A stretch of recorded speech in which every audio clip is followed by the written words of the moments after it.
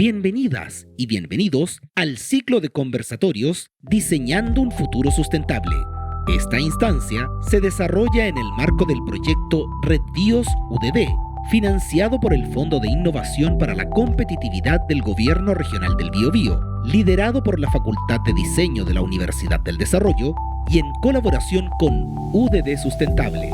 Con los 17 Objetivos de Desarrollo Sostenible como base, este espacio busca articular la conversación enriquecedora entre autoridades, profesionales líderes de la quíntuple hélice, la Red de Agentes de Cambio, Red BIOS UDD y Central de Agentes de Cambio de UDD Sustentable, acerca de cómo el diseño y la innovación son herramientas claves en la búsqueda de una sociedad sostenible. Los invitamos a vivir este ciclo, conversar sobre nuestra región y proyectar en conjunto el desarrollo sostenible del Biobío y el país.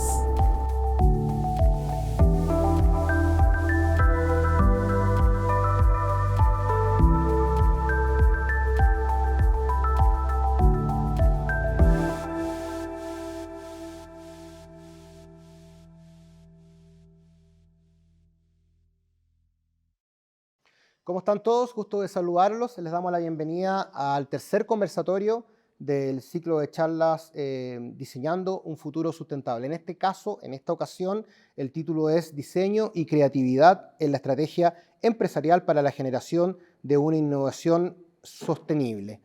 Le damos, por supuesto, la bienvenida a todos los que están conectados ahora, en especial, por supuesto, a todos los pertenecientes a Red BIOS UDD y a UDD Sustentable. El objetivo, por supuesto, que tenemos acá es poder articular la conversación entre los líderes del ámbito político, educacional, social, académico y medioambiental para proyectar en conjunto el desarrollo sostenible de la región del Biobío y, por supuesto, también de todo nuestro país. Voy a comenzar presentando a los interlocutores que tenemos el día de hoy, a los contertulios, podríamos decir. Vamos a partir con Alejandra Velasco. Ella es abogada de la Universidad Católica y directora jurídica del Círculo REP. Cuenta con una vasta experiencia en asesoría jurídica en materia de sostenibilidad corporativa, cumplimiento normativo y materias comerciales con empresas, asociaciones gremiales y organismos de Estado, así como en la constitución de sistemas de gestión de residuos para el cumplimiento de la ley REP. Es co-creadora de la mesa de trabajo de la Cámara de Comercio de Santiago con empresas de residuos de aparatos electrónicos y eléctricos. Damos la bienvenida a Alejandra. ¿Cómo estás? Millón de gracias. Bien, gracias por la invitación. Gracias a ti por estar acá. Continuamos con Sebastián Amaral. Él es diseñador y socio director de IDEMAX, consultora de negocios que cuenta con oficinas en Chile y también en México. Es especialista en estrategia, facilitación y diseño de transformación de negocios de diversas industrias. Cuenta con una vasta experiencia en la instalación de culturas de creatividad e innovación dentro de las empresas. Es jurado de los premios de innovación Aboni, jurado también del concurso de diseño de la madera de Corma y docente del Magíster en Innovación y Diseño de la Universidad Adolfo Ibáñez. Sebastián, bienvenido. Muchas gracias por la invitación. Gracias a ti por estar aquí entonces también. Claudio Rojas, ingeniero civil industrial de la Universidad Central e ingeniero también mecánico industrial de la Universidad Técnico Federico Santa María. Es subgerente comercial de Resimat, líderes en reciclaje de baterías de vehículos y residuos de plomo con presencia en todo nuestro país. Dueño de una tecnología única en Chile, hecha por supuesto en nuestro país, y un modelo de economía circular que promueve la innovación para el desarrollo sostenible y el cumplimiento de la ley REP en industrias complejas, iniciativa por la cual recibieron el Premio Nacional del Medio Ambiente en el año 2020. Muchas gracias por la invitación. Gracias, Claudio, a ti también. Bueno, vamos a comenzar entonces con la conversación. Primero que todo, antes de comenzar con las preguntas más formales, me gustaría que el que quiera de ustedes, o a lo mejor si quieren los tres dar su opinión o su visión, me gustaría que le puedan explicar a la gente que está conectada, a las personas que están conectadas, qué es lo que es, porque mucha gente a lo mejor no sabe qué es lo que es la ley REP. ¿Parto yo? ¿Sí? A ver, la ley REP es una ley que se llama Ley de Responsabilidad Extendida al Productor, por eso la abreviación de REP. Y es una ley que se empezó a tramitar ya hace bastante tiempo y se publicó el año 2016. ¿Ya? Y a grosso modo lo que tiene por objeto es fomentar la gestión de residuos y disminuir en el fondo los residuos en sí. Y esto viene de Europa, digamos, no lo inventamos acá. Ya en Europa, cuando acá empezamos a trabajar en estos temas, tenían 25 años ya de ley REP, digamos. Y al final la idea es que el productor se haga cargo en el fondo de organizar y financiar los residuos. ¿Y a través de qué? A través de sistemas de gestión, que es una figura que no existe hoy día y que vamos a tener que crear con esta ley REP, que son prácticamente en el fondo los que hacen el vínculo entre los productores de productos prioritarios, que ¿quiénes son ellos? Los que introducen ciertos productos que se consideran, la ley determina cuáles son, que por el momento son 6 y que el legislador puede en futuro ampliarlo, y en el fondo ellos lo introducen al mercado, son los primeros que lo meten en el mercado, entonces tienen que ser responsables de esos residuos. ¿Y cómo lo hacen? Porque en el fondo el objetivo de cada productor es vender sus productos, prestar la oferta de productos, no dedicarse a la gestión de residuos. Entonces se hace a través de este SIC. Pero los productores de productos prioritarios, como decía, van a ser los que van a tener que financiar esto a través de ¿qué? De los sistemas de gestión, que son estas entidades nuevas. ¿Y quiénes son los gestores? Los gestores tenemos recolectores y valorizadores, así se lo estipula la ley, y en el fondo, como les decía, el SIC va a tener que hacer el nexo entre los que pagan, que son los productores de productos prioritarios, y los que hacen la pega, por llamarlo de alguna manera, que son los gestores. Pero, como a grosso modo, esta ley, como yo les decía, se publicó en el 2016, pero está operativa ya, pero hay que dictar ciertos decretos por cada uno de estos productos que nos bajan el fondo un poco, nos hace más práctico el tema. Y esos decretos, ya hay 2 que se han dictado, que es neumático y envase y embalaje, que es lo más transversal, y hay otros que todavía se están trabajando. Pero eso, a grosso modo, eso es la ley REP, y como ustedes ven, hay un mundo detrás, implica un mundo gigante, y el objetivo es gestión de residuos, y eso en macro es sostenibilidad, desarrollo sostenible para el país. Gracias. ¿Quieren aportar alguno de ustedes? Oye, mira, es que a mí me gustaría complementar, ¿no es cierto? Por favor, Complementar. esa es la idea. Porque hay una dimensión que es, ¿no es cierto?, normativa, legal, pero yo diría que el gran desafío para adaptarse a la normativa legal es que los productores van a estar obligados a generar productos que puedan, por ejemplo, repararse, que tengan periodos de duración más largos. Lo desechable deja de ser tan relevante. Quizás hablamos de productos más amigables también con el medio ambiente. Es que, por ejemplo, si tú tienes que botar un refrigerador porque se te echó a perder una componente, va a ser más caro para el productor pagar por ese desecho a tener una componente que tú vas a poder reparar. Y desde el diseño, esos refrigeradores van a tener que ser diseñados para poder ser reparados. Claro. Y tú, por ejemplo, vas a poder tener una pieza que se diseñó en Alemania o en Japón y la vas a poder imprimir en Chile para poder reemplazar un tornillo. Porque por un tornillo que vale 10 pesos, tú tienes que botar un refrigerador. Claro. Y eso no hace sentido desde la ley, pero obliga a reinventar el diseño de muchos productos. Y hoy día, tú hablabas de los neumáticos, ¿no es cierto? Pero hoy día hay una pelea respecto de quién es el dueño del neumático. Si el fabricante del auto o el fabricante del neumático, ¿no es cierto? Y todos estos detalles van a ir desafiando tanto a la industria para diseñar nuevos productos y también a los consumidores a exigir productos que vengan con mayores posibilidades, ¿no es cierto?, de ser recuperados o reusados. Oye, Claudia, a propósito de eso mismo, desde el punto de vista de la industria, ¿cómo crees tú que va, y también desde el punto de vista de la industria que ustedes realizan, que es reciclaje de batería, cómo crees tú que está la industria nacional encaminada hacia un desarrollo más sostenible?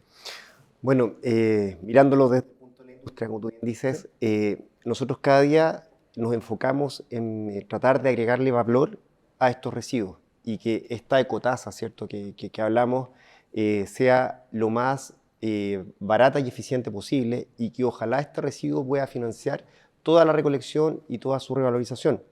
Complementando lo que tú decías, La idea es que de todos estos residuos podamos sacar materias primas, podamos reutilizar, podamos revalorizar, ¿cierto? Y podamos crear un círculo que mantenga estas materias primas en el mercado y que no vayan a disposición final. Ante eso nosotros estamos trabajando bastante fuerte y de todos los residuos que generan las baterías en este minuto, hay 2 que nosotros lo estamos revalorizando al 100%. Y hay uno que en este minuto, que es el ácido sulfúrico, lo estamos neutralizando, pero estamos con proyecto de poder utilizarlo en minería. Estamos viendo cómo podemos también revalorizar esto para que sea un 100% de economía circular. Por lo tanto, respondiendo a tu pregunta, nuestro enfoque siempre es buscar el 100% de economía circular y revalorización. Y desde el punto de vista, Alejandra, de Círculo Rep, ¿cómo ves tú que va la industria en ese camino?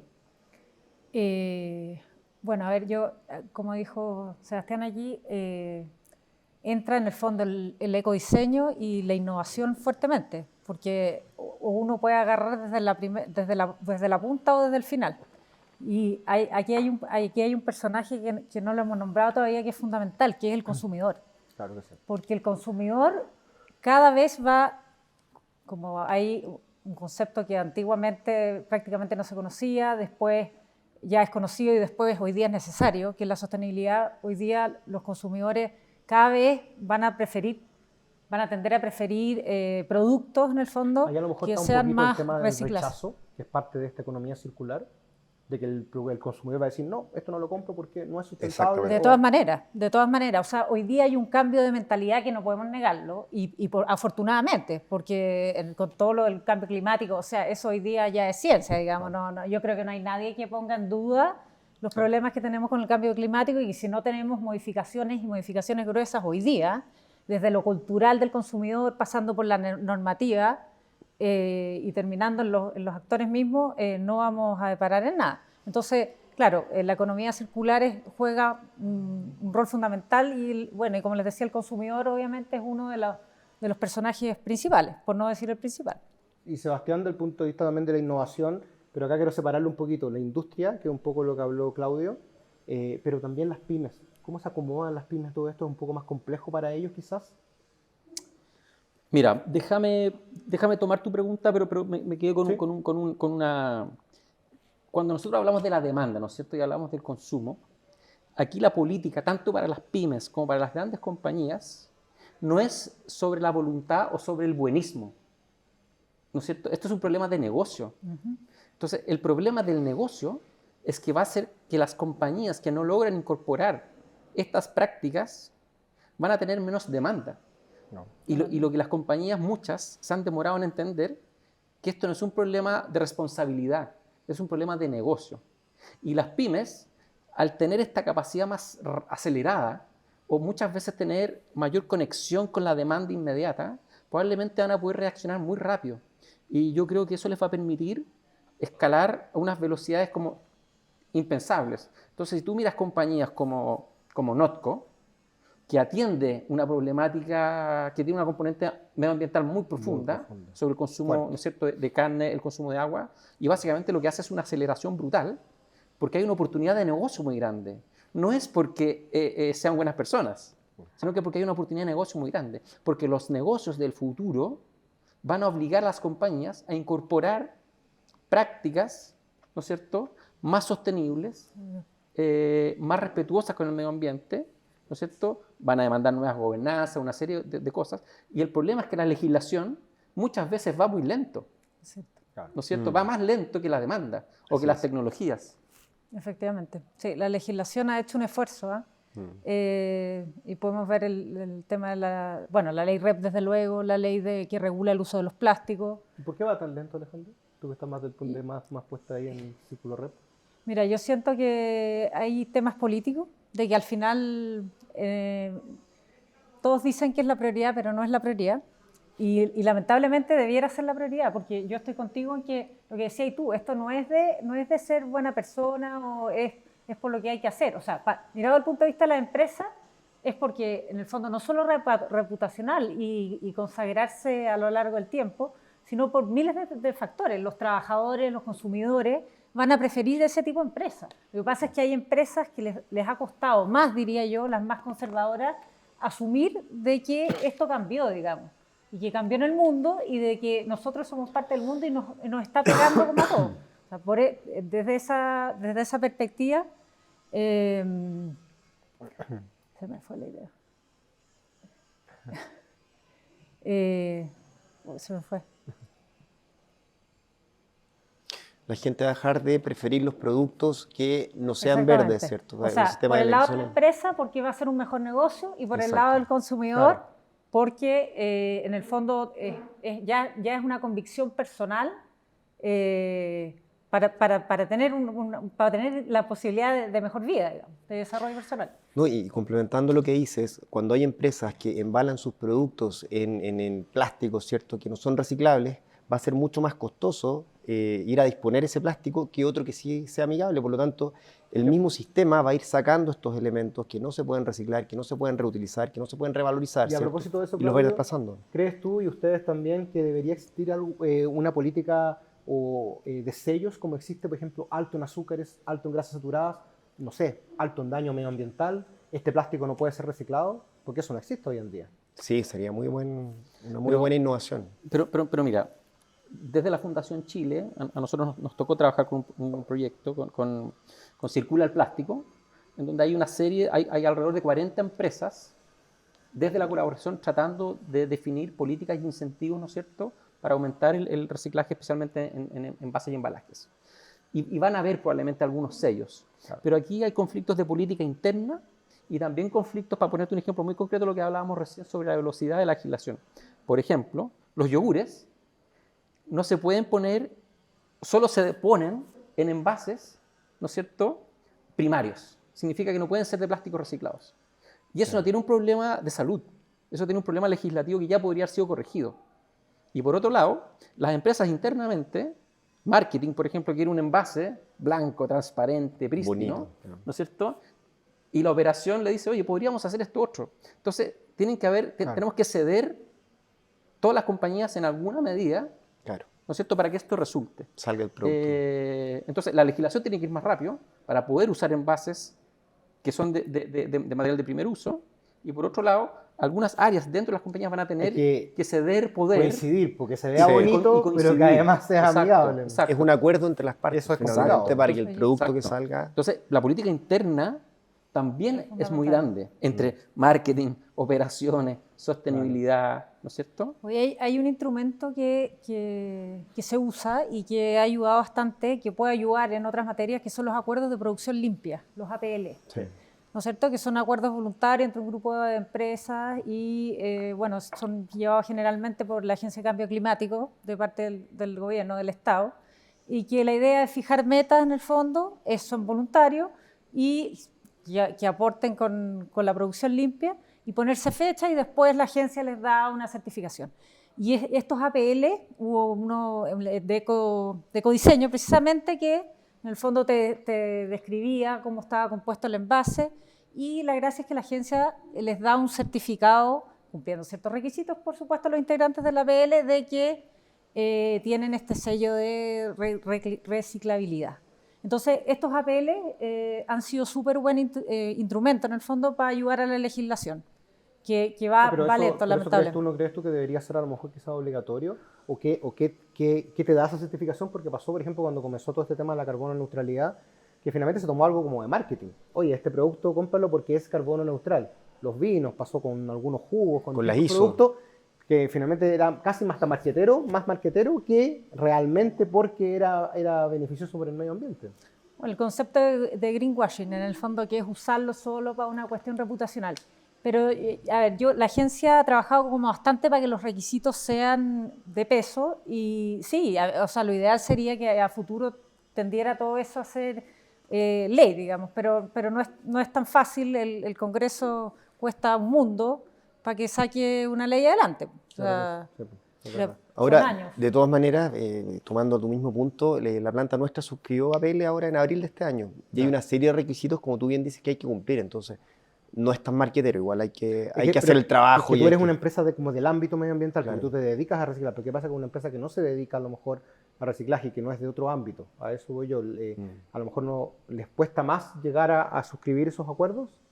Por supuesto, yo creo que si una empresa que no es del ámbito le va a costar más. Claro, tú eres más, estás cercano como al tema medioambiental, Exacto. porque finalmente el El día a producto día. que tú generas es eso, es Exacto. economía circular. A propósito de lo que tú decías de que se tengan que poner de acuerdo las partes, los distintos segmentos en una empresa, que a lo mejor es complicado. La pregunta es para los tres. ¿Cuáles consideran ustedes que son los conocimientos y habilidades claves dentro de una organización para evolucionar en términos de sostenibilidad y, por supuesto, lograr el éxito? Yo pienso que lo principal es la cultura que hay en la empresa, y la cultura que hay en la empresa tiene que venir de arriba. O sea que la sostenibilidad tiene que estar en la estrategia de la empresa, que no pasa mucho, ¿eh? Sí. Cada vez más, pero en un principio metían ahí la sostenibilidad como casi que en recursos humanos o en comunicaciones, en legal de repente nos tiraban. Hoy día ya se dan cuenta que la sostenibilidad tiene que ser pescada de la estrategia para que sea real y no sea una cuestión de pantalla. Entonces, en mi experiencia por lo menos, tiene que venir de arriba, o sea, tiene que estar en la estrategia de la compañía, el gerente general y los directores tienen que estar convencidos realmente. Exacto. Para que en el fondo meter ese sello, ese ADN, esa impronta en la empresa, creerse el cuento de verdad. Si no, ni una posibilidad. Y no solo creerse el cuento, o sea, yo me creo el cuento, pero ese cuento sirve en la medida que yo tomo acciones. Por eso digo que tiene que estar en la estrategia de la empresa. Si no, es pura poesía. Eso yo creo que es de los Sebastián, de elementos eso mismo, principales. la misma pregunta, pero también te agrego, ¿cuál es la ventaja finalmente de todo esto para la empresa? Porque vemos que beneficiamos al cliente, beneficiamos al medio ambiente, pero ¿en qué se beneficia? Uno podría decir, bueno, ¿y qué me sirve a mí esto? Como empresa, obviamente. Sí. A la interna misma. Sí, mira, igual que antes, déjame tomar el punto final, que me quedo con ganas de complementar. Pero voy a ir a... Tú al principio preguntabas en el fondo qué es lo que había que saber. Sí. Y yo personalmente creo que más que un saber, es una convicción. Ya. Por un lado, una convicción de que la condición de sostenibilidad es un desafío estratégico del negocio. Eso como lo primero, convicción. Lo segundo, esto tiene que tener una gobernanza, es decir, esto viene de la estrategia y viene de la estrategia de los dueños. Y los dueños entienden que el beneficio, tomando tu pregunta, para la empresa, es un beneficio de negocio porque no se va a poder hacer en el futuro esos negocios. Y mientras antes incorporen estas definiciones, antes van a liderar el mercado o las buenas prácticas o una serie de cosas. Entonces, si tú te imaginas un futuro en la minería, por ejemplo, ¿tú crees que la minería va a tener más agua disponible o menos en el futuro? Y probablemente la respuesta es que va a ser menos. Entonces la pregunta es, ¿cómo vamos a hacer cobre o sacar Exacto. cobre de la tierra con menos agua? Con menos agua, claro. Entonces Con la menos pregunta huella no hídrica. es que estamos trabajando para que no consumir agua. Estamos trabajando porque si no hay agua, no va a haber cobre. Entonces es una estrategia de negocio. Y eso mismo llévalo a todos los negocios. Llévalo a un negocio de alimentos, llévalo al negocio de la ropa, llévalo al negocio que tú tengas un impacto con la comunidad y todo, porque todo está amenazado ya sea por una condición tecnológica, por una condición medioambiental, por una condición de ciudadanía. Si tú no atiendes esas problemáticas, a tu negocio no le va a ir bien. Y ese es el beneficio. El beneficio es la sostenibilidad. Mantener Que es no quebrar. Mantener el negocio en el tiempo. No Mantener el quebrar. negocio ante este escenario. Sí, Claro. sí. Claudio, ¿quieres aportar algo más Sí, respecto a las dos preguntas? lo otro importante que ya lo modelaron bastante bien es la comunicación. O sea, no sacamos nada con tener este plan, ¿cierto? En la gerencia tiene que ser totalmente transmitida a todas las áreas y todas las áreas tienen que estar convencidas para poder llegar a hacer más. Muy bien. Alejandra, para ti, dirigida directamente la pregunta. Frente a una regulación que cada día es más exigente, y desde tu experiencia, por supuesto, en la Cámara de Comercio de Santiago, ¿qué tan activa ha sido la aproximación de las empresas, tanto desde el punto de vista gremial como también individualmente, hacia un desarrollo corporativo más sostenible? Bueno, como yo dije en algún minuto, yo trabajé mucho tiempo en gremio, como 15 años, y una de las funciones de los gremios es estar siempre delante de sus empresas, o sea, que es aglutinar las inquietudes de la empresa, entonces tienen que tratar de adelantarse en esto. Entonces, en un principio, esto, como decía yo, de la sostenibilidad, el desarrollo sostenible, era como, te miraban como con cara de bicho raro. No ¿para qué decir? O sea, comité de sostenibilidad ni pensar, y de a poco, en su poco andar, se armó su comité, y en su poco andar las empresas también lo empezaban a tomar, las que iban más adelantadas y lo tenían insertado, las otras no, y así sucesivamente. Entonces yo siento que es un tema que las empresas y los gremios han ido avanzando de menos a más, y como decíamos, antes podía ser, digamos, hoy día es una necesidad imperiosa para las empresas en el fondo incorporar estos conceptos de desarrollo sostenible, y no solo incorporar el concepto, las acciones que se implican, y por lo mismo para el gremio que tiene que ir adelantado, lo mismo. Y volví un poco, me quedé donde me había quedado pegada ahí en el tema legislativo. Los gremios ahí tienen una gran misión. ¿Por qué no va tan rápida la cosa? Porque las leyes ya todos sabemos que hay muchos factores políticos, entonces eso lo hace que sea más lento. Pero los gremios tienen una gran misión ahí porque son representantes de los intereses de la empresa. Entonces, hacerse más parte, se han ido haciendo cada vez más parte para poder, en el fondo, participar en el Congreso y poder ayudar a que la normativa vaya al pie de la realidad, que al final se trata de eso. Pero, resumiendo, de menos a más, satisfactorio, pero falta harto por hacer.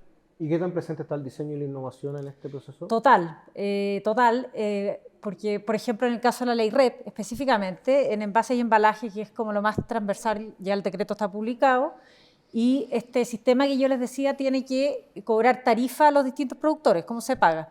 Y cómo hace la evaluación de esa tarifa, considerando los productos que cada productor metió, porque si yo metí un quilaje y el otro metió, no va a ser lo mismo, no me van a cobrar lo mismo, pero considera elementos objetivos, y entre esos elementos objetivos son, bueno, con qué complejidad los envases se recolectan, mis envases se recolectan, con qué complejidad mis envases se valorizan, los envases que yo tengo, ¿están hechos de elementos reciclables del mercado nacional, sí o no? Entonces, ahí hay un incentivo, porque está el ecodiseño totalmente involucrado en esto. O sea, yo como empresa obviamente como productor, como empresa voy a tratar de tener una tarifa más baja y me voy a tener que preocupar del ecodiseño de mis productos. Así que está 100% vinculado. O sea, hay un tema de recargo y bonificación en el fondo en las tarifas que va vinculado con el ecodiseño y con la innovación. Sebastián, si quieres aportar algo más. Ya, porque te dejo. Le gusta complementar. Mira, lo que pasa es que la basura es un error de diseño. Sí. ¿No es cierto? O sea, en la naturaleza la basura no existe, ¿verdad? Porque todo es circular naturalmente. Entonces nosotros desde el diseño, nosotros como humanidad, generamos productos que generaron residuos. Yo diría que desde el diseño, el gran desafío es cómo hacemos que esos residuos no existan, ¿no es cierto? Esa sería es como cuando uno dice, bueno, que se acabe la pobreza en el mundo, ¿verdad? Es como cómo hacemos, ¿no es cierto?, para que no exista eso. Dado que es probablemente bien difícil de hacer, vamos a tener que buscar desde el diseño y desde las industrias nuevos mecanismos. Pero hoy día, para no poner todo en negativo, hay grandes oportunidades, porque, por ejemplo, muchas empresas no tienen capacidad de meter en su operación productos reciclados porque no hay abastecimiento suficiente. Pero si tú tuvieras un abastecimiento suficiente de productos reciclados, probablemente podrías homologar una producción. Y eso es un problema también de negocio, porque cuando esa basura tenga valor, que ya sabemos que en otros países del mundo lo tiene, esa basura no solo va a ser un insumo para otras industrias, sino que además va a ser un bien muy preciado. Va a ser un bien muy preciado, ¿no es cierto? Y eso va a cambiar rápidamente. Yo soy un esperanzado en que esto va a ir rápido. Y yo creo que la legislación va a estar obligada. Va a ir después, pero la demanda va a ser más rápida. Es como, o sea, Uber está prohibido en el aeropuerto. Pero moralmente, yo me tomo un Uber, si tengo que ir al aeropuerto, me tomo un Uber. O sea, moralmente, yo no tengo problemas con infringir la ley. Entonces eso es muy absurdo, claro, ¿no es cierto? Y probablemente... Pero la ley está infringiendo tú, lo está infringiendo Uber. Bueno, yo soy parte del problema. Claro. Soy parte del problema, ¿no es cierto? Está usando, claro. Pero va a ser imposible detener eso, más allá de la legislación, ¿no es cierto? Porque la demanda, los usuarios, las personas, ven valor ahí. Y eso es lo que van a presionar, ¿no es cierto? Ahora, Te estoy hablando de un delito menor, ¿no es cierto? Ah, Oye, y antes de pasar a Claudio, ¿por qué nos demoramos tanto, Sebastián, en darnos cuenta que la basura es un error de diseño y no existe? La tuvimos cuánto tiempo ahí Sí. sobre nosotros y todavía mucha la tenemos.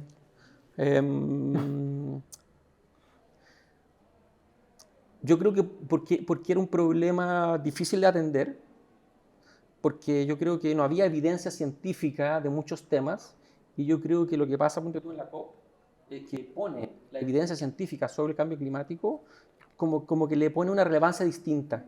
Y yo creo que la evidencia contribuye muy fuerte a eso, porque antes más bien era yo creo que, me tinca que, seamos buenos, responsabilidad social empresarial, Claro. y hoy día hay evidencia que si no nos hacemos cargo de esa problemática, probablemente no vamos a poder revertirlo. Entonces yo creo que hoy día estamos en una política de aceleración muy profunda, ya sea en la carbono neutralidad, autoeléctrico, mecanismos, ¿no es cierto?, de limpios de producción, mecanismos de economía circular para todas las industrias, porque China, bueno, no China no, pero algunos países van a dejar de comprar cobre que no cumple un estándar mínimo, ¿no es cierto? Ah, perfecto, claro que sí. Claudio, si quieres aportar algo más al Sí. respecto. Todo esto nos lleva a una ecotasa, que en el fondo cuando los productos que se están botando como basura, ¿cierto? Tienen un costo muy alto, finalmente ese costo lo va a pagar el consumidor, porque el productor, ¿cierto? La empresa que genera eso simplemente va a subir su precio. Entonces finalmente todos vamos a pagar porque hay un producto mal diseñado, como tú bien decías. Por lo tanto, cobra bastante relevancia el seguir investigando, el seguir generando tecnología para poder ser más eficiente en la generación de residuos. Claudio, me quedo contigo también. Todos podemos aportar a lo mejor de la casa, a lo mejor es algo más simple, reciclando, compostando, distintas acciones que pueden aportar un granito de arena. Pero cuando escalamos esta voluntad a nivel de una empresa, de una gran empresa, con procesos complejos, desechos quizás altamente peligrosos, etc., ¿cómo dimensionamos esta magnitud de los cambios? ¿Nos podrías explicar cuánto tarda y a quiénes involucra un cambio tan, a lo mejor tan grande que involucra una gran empresa? Es complejo. Nosotros ya llevamos 15 años predicando y creo que todavía no hemos logrado tener el tema perfecto. Estamos en vía de, queremos mejorar día a día, ¿cierto? Todavía nos faltan algunos temas para poder tener 100% economía circular. Pero pasa por varias partes, pasa por la gente, pasa por el plan, ¿cierto? de la empresa, pasa por tecnología y muchas veces esa tecnología no está acá. Por lo tanto, respondiendo a la pregunta, muchas veces nos toca ir a mirar afuera cómo lo están haciendo los países más desarrollados que ya tienen más experiencia en esto. Y de ahí, por ejemplo, la tecnología que nosotros instauramos en la planta, que es una tecnología chileno-norteamericana que se llama ALPS, Automatic Load Protection System, en la cual nuestros operarios nunca están en contacto directo con el residuo que estamos reciclando, porque es peligroso. Entonces todo esto va encapsulado, ¿cierto? Todo es un proceso cerrado y nos evitamos ese contacto y la posibilidad de ¿Y a tu problemas. criterio cuál es la etapa más difícil? Quizás la sensibilización. ¿Hay miedos también de por medio al cambio? ¿A salir de la zona de confort? No sé. Primero es encontrar la tecnología, instaurarla. Tenemos experiencias de otros competidores que han instaurado esta tecnología y no les ha resultado bien. Tiene que ser planificado, tiene que ser una tecnología probada, ¿cierto? Todo eso es un riesgo, ¿cierto? Que lo mejor, yo te diría que es ir a ver dónde ha funcionado y ha funcionado bien y traer esa tecnología a Chile. Muy bien, seguimos con Sebastián. Sebastián, está bastante probado que el impacto de la disciplina del diseño es mucho más sustancial cuando se integra desde niveles estratégicos, permeando todas las decisiones de una organización que cuando se utiliza puntualmente en el desarrollo de productos individuales. A lo largo de tu carrera, ¿has percibido un cambio de percepción del diseño como disciplina clave para la transformación de los negocios? Total y absolutamente. Lo que pasa es que el diseño, yo diría que ha ido transitando, ¿no es cierto?, en su definición a lo largo de la historia. En donde las primeras miradas, ¿no es cierto?, tenían que ir con esta expresión visual o tenían que ir con esta expresión material de objetos, cosas, maneras. Y hoy día cuando nosotros hablamos de diseño, de lo que estamos hablando más bien es de las personas y básicamente cómo nosotros logramos desde el diseño ciertas definiciones, ¿ya? Y hoy día las compañías, quizás con otro nombre, como tú quieras, pero hoy día las compañías incorporan diseño. Lo que pasa es que hoy día no hay como un manager de diseño, ¿no es cierto? Porque está más vinculado quizás al marketing o a la operación, otro tipo de cosas. Pero las compañías han entendido el valor del diseño. Creo que el diseño está en el mejor momento de la historia, ya sea por su vinculación con el emprendimiento y la creación de valor, ya sea por su mirada sensible, estética, porque la estética no es lo lindo por lo lindo. Claro. La estética, ¿no es cierto?, tiene que ver con una dimensión desde la ética, desde el uso, desde una serie de cosas, y las compañías incorporan estas variables cada día más porque tienen mayor conexión con las personas. Déjame ponerte un mini ejemplo. No sé si alguno de ustedes, no quiero entrar en la polémica de las ISAPRES, pero yo no sé si alguno de ustedes ha leído su plan de ISAPRE. ¿No es cierto? Es como un cuadernito Bastante Biblia. largo. que ni con anteojos, Letra chica. ¿no es cierto? Entonces eso es o sea, para que yo entienda eso, hay una responsabilidad de diseño. Y las compañías Claro. pueden hacer que eso sea entendible por las personas. ¿Pero ese diseño está hecho con su qué? No creo. No creo que haya una actitud dolosa, pero no ha habido una actitud Para el otro lado empática con el lector. Y hoy día, a las compañías que mejor les va a ir son las que logran mejores niveles de empatía y conexión con esa audiencia. Entonces, si tú eres una ISAPRE que le explica y el paciente entiende lo que le están leyendo, probablemente le va a ir mejor. Y eso es una responsabilidad de diseño. Y cuando eso se entiende desde la estrategia, tú lo aplicas a todo, al servicio, a la operación, a la sostenibilidad, a la relación con las personas, a los vínculos, a todo. Y esa es la estrategia de diseño. Eso es lo que se llama una design-driven company. ¿Y qué falta para que las compañías ya de por sí lo tomen como casi como parte de su ADN, como una herramienta fundamental? Bueno, que los estudiantes de esta escuela y de otras Que lleguen a las compañías.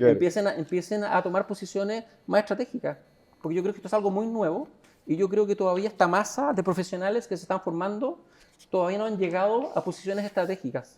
Porque nos ha costado salir de lo diseñado, del objeto, de la cosa, de lo visual, y no hemos entrado todavía a las dimensiones estratégicas. Y yo creo que eso está pasando muy fuerte, muy fuerte. Hoy día tú ves CEOs de compañías globales que vienen del mundo del diseño, tú hoy día ves directorios que tienen diseñadores participando porque ven ese valor, y antes ese valor tenía una componente más bien superficial o una estética vacía, y hoy día eso está dejando de pasar. Y eso es responsabilidad, yo diría, de las escuelas, del mundo, y aquí tenemos ejemplos muy, muy claros de eso. Alejandra, ¿alguna opinión al respecto? No, totalmente de acuerdo. Que me llamó la atención, es cierto eso, el concepto de diseño, el ser capaz de verlo en un trasfondo mucho más profundo, aplica a todo. A muchas compañías les da susto hablar de diseño. Como que tú vas a un directorio y hablas de diseño y es como que nos pusimos hippie, o ¿te fijáis? Sí. Como que encarece todo. ¿Ah? Verdad. Y eso es lo que está cambiando, porque no lo encarece. Al final lo que hace es poner valor en la mesa. Todo Y lo ese contrario. valor, A la larga- ese valor se captura. Así es. A la larga es una ganancia económica. Y muchas Totalmente. veces las empresas estamos focalizados solamente en producir, en mantener, y se pierde un poco la percepción del bosque, ¿cierto? Donde está Por efectivamente. ejemplo. Y eso a lo mejor es parte también de Por supuesto. del engranaje que hay que calzar entre los distintos departamentos, que obviamente el departamento de producción quiere producir, el de marketing quiere que se vea bonito y así sucesivamente. Exacto. Volvemos a lo mismo. Volvemos a lo mismo. Claro. Bueno, estamos terminando ya este tercer conversatorio del ciclo Diseñando un futuro sustentable. Hoy, diseño y creatividad en la estrategia empresarial para la generación de innovación sostenible. Quiero agradecer a Alejandra, a Sebastián y a Claudio, y les dejo los últimos minutos para que puedan entregar el último mensaje. Partimos por Alejandra. Bueno, agradecer a ustedes por la invitación, a Red Bios, aquí a los panelistas, a ti obviamente por la entrevista. Y no, yo creo una invitación a todos, al ciudadano, a cada uno de nosotros que somos ciudadanos, mirados desde los distintos espacios que ocupamos, en el fondo para hacernos parte y tener más empatía, no solo del cuento medioambiental, del cuento de sostenibilidad en general, del beneficio país de que esto trae, el meterse en la sostenibilidad desde, como digo, desde no solo lo medioambiental, que es lo más fácil como de visualizar quizá, en reciclar en sus casas, en todo lo que eso implica, sino desde las distintas posiciones que tengan. Nada, y las universidades, contenta porque la Universidad del Desarrollo en el fondo ha tomado los temas y es de las pocas universidades que tiene magíster en sostenibilidad y estrategia y una invitación a las universidades que se va a dar solo, porque como decías tú, al final la realidad es lo que va empujando. A que abran ese tipo de áreas porque van a ser ultra necesarios. Y las empresas finalmente, y ahí ya las empresas en el fondo a asumir que la cosa cambió y abrirse, a no tener miedo. Esa es la verdad, a no tener miedo porque en el fondo lo peor es quedarse paralizado, lo mejor es meterse en el tema. Y finalmente el Estado a que la regulación no puede quedar atrás. Eso. Claro que sí, gracias Alejandro. Gracias. Mira, yo quisiera, mi mensaje de cierre me gustaría que fuera como a los alumnos. Y voy a citar a Spider-Man. Que básicamente Spider-Man es como decir, mira, un gran poder viene asociado a una gran responsabilidad. Y hoy día el mundo del diseño tiene una responsabilidad enorme en los procesos de transformación de las compañías, de transformación para escenarios de futuro que incorporen nuevas variables, un nuevo sentido del éxito.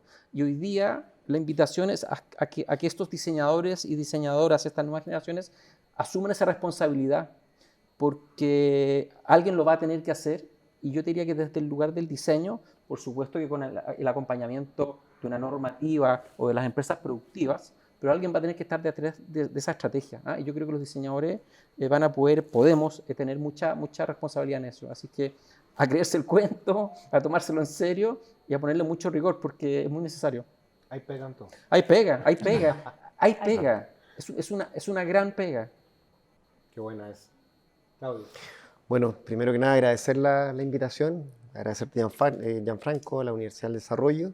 Y bueno, mi mensaje es precisamente a tomar conciencia a las nuevas generaciones, ¿cierto? De la cual vamos a depender en el futuro, que tomen conciencia a reciclar.